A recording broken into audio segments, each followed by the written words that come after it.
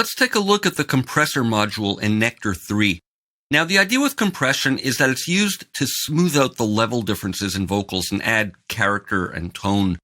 And the compressor here has 4 different modes or algorithms. We get to it from this menu. And I have one word to describe this compressor in general, and that's smooth. They all sound super smooth, and that's due in large part to this auto makeup gain algorithm that they have.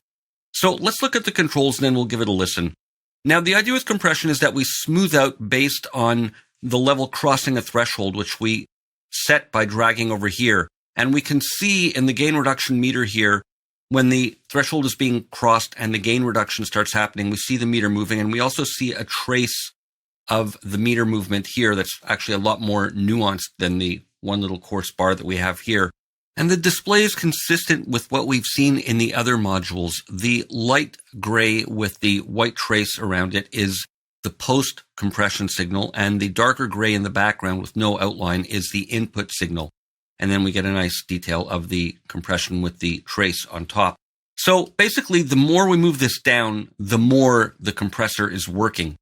Now, once it starts working, it compresses the volume based on the ratio that we have set here. And the higher we have it up, the more aggressively it's going to reduce in level the audio that crosses the threshold. We have attack and release time controls to control how the compressor reacts to the signal once it crosses it. The lower down this is, the more quickly it'll compress once it crosses the threshold, and the higher it up it is, the slower it'll take for it to kick in. And similarly with release, when the signal is no longer crossing the threshold, it'll revert to its original state quicker when this is lower, and it'll stay compressed longer when this is up high.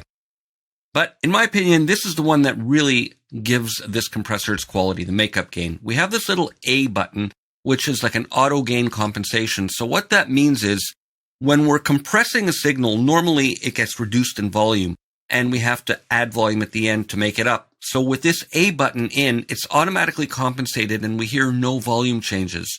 So it's perfectly transparent and smooth, and we really get to hear the character of the algorithms without being distracted by volume. So when this is off, we can adjust the makeup gain like that. And as always, we can click in the field here and type in a value, or we can double click to snap it back to Unity. So we can manually compensate like that. We can automatically compensate with that button. And when it's auto compensated and this is straight up, there'll be no volume difference, but we can still affect a change by changing that value. So this detects the signal coming in based on one of 2 algorithms, peak or RMS. And it's kind of like when we see here with the peak and RMS metering. When it's in peak mode, it's detecting the peaks. So it's grabbing them and reducing them based on the threshold and ratio settings. And when it's in RMS mode, it's acting upon the average level, which is a little bit of a slower response. So I'm going to play a vocal here. Let me just bypass this module, and I've got some nice EQ and reverb, and let's hear what it sounds like as is.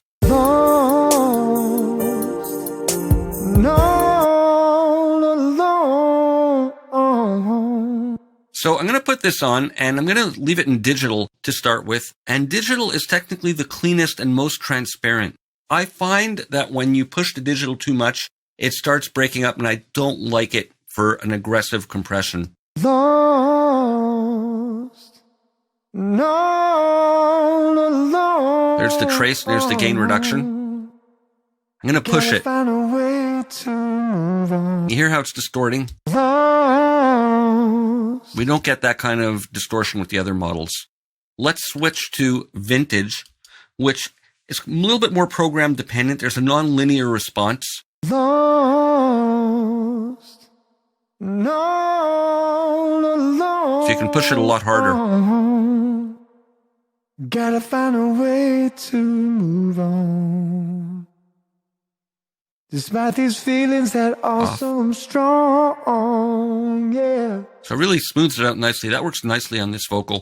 Now, optical has a fixed ratio of 4:1, so that's not adjustable. And this adds a bit of harmonic coloration. It's very smooth, and this has a kind of shorter attack and release range. That's another thing with the different models. The range of attack and release changes. And in this mode, I find RMS works better. Lost, all alone, gotta find a way to move on. I still think I like the vintage better.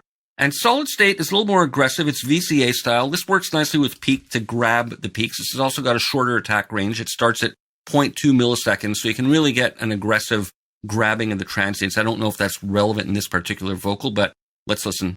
Lost, and all alone, gotta find a way to move on. I'm going to switch back to vintage. Despite these feelings that are so strong, yeah, I just wanna call on you for everything. So this is a nice, solid compression. I like this one the best with this vocal. And with the auto makeup gain, we don't hear a very dramatic difference. Let me take it off. Lost, no, so there's the volume change.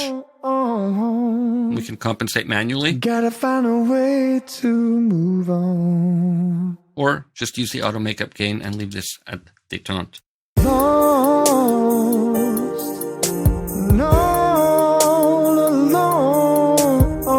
And we can use parallel mixing with the knob. Gotta find a way to move on. Despite these feelings that are so strong, yeah.